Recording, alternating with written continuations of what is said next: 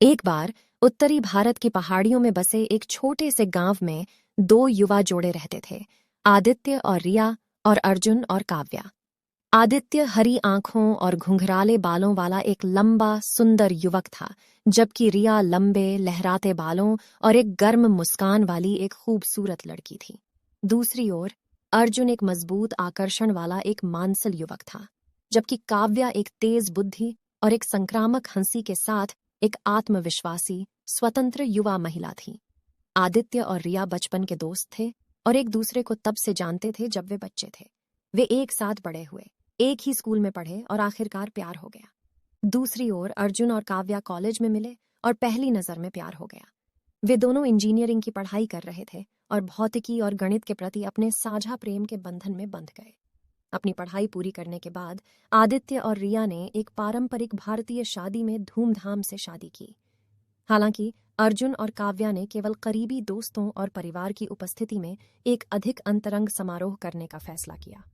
उनमें से 4 जल्दी से अविभाज्य हो गए और उन्होंने अपना सारा समय एक साथ बिताया। हरे भरे ग्रामीण इलाकों की खोज की और पहाड़ियों में साहसिक यात्रा शुरू की। वे सभी उत्साही पर्वतारोही थे और राजसी पहाड़ों और हरे भरे जंगलों से घिरे प्रकृति में एक दिन बिताने के अलावा और कुछ भी पसंद नहीं करते थे। एक दिन जब वे चढ़ाई पर थे, वे घने जंगल में एक छिपे हुए झरने पर ठोकर खा गए।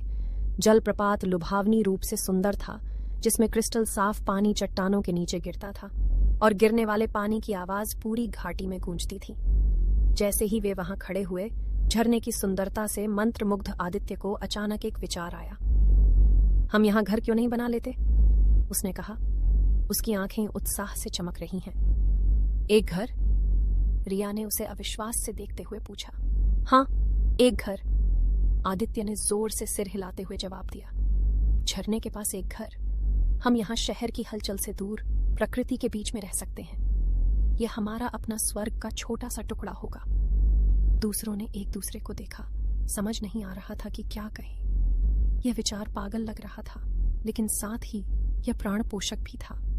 उन सभी ने ऐसी जगह में रहने का सपना देखा था जो प्रकृति से घिरा हो और शहर के जीवन की अराजकता से दूर हो। कुछ चर्चा के बाद उन्होंने विचार के साथ आगे बढ़ने का फैसला किया।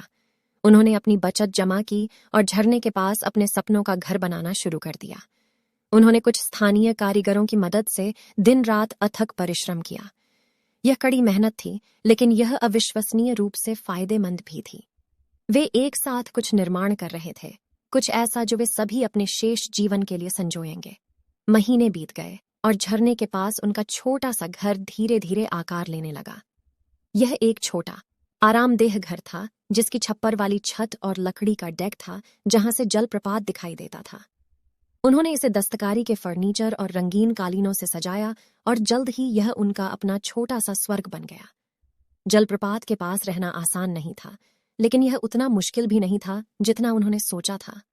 उन्हें जीवन के सरल तरीके को अपनाना पड़ा, लेकिन उन्होंने पाया कि उन्होंने इसका आनंद लिया। गिरते पानी की आवाज से वे हर सुबह जल्दी उठ जाते थे और अपने दिन जंगल में घूमने, झरने के नीचे के कुंड में तैरने और अपनी विभिन्न परियोजनाओं पर काम करने में बिताते थे। वे अपनी खुद की सब्जियां उगाते थे और अपने भोजन के लिए पास की धारा से मछलियां पकड़ते थे। जैसे जैसे समय बीतता गया, उन्होंने खुद को पहले से भी ज्यादा करीब होते पाया। आपको हमारी यह कहानी कैसी लगी, हमें कमेंट करके जरूर बताएं। और ऐसी और कहानियों के लिए हमारे चैनल हिंदी कहानी AI को जरूर सब्सक्राइब करें। धन्यवाद।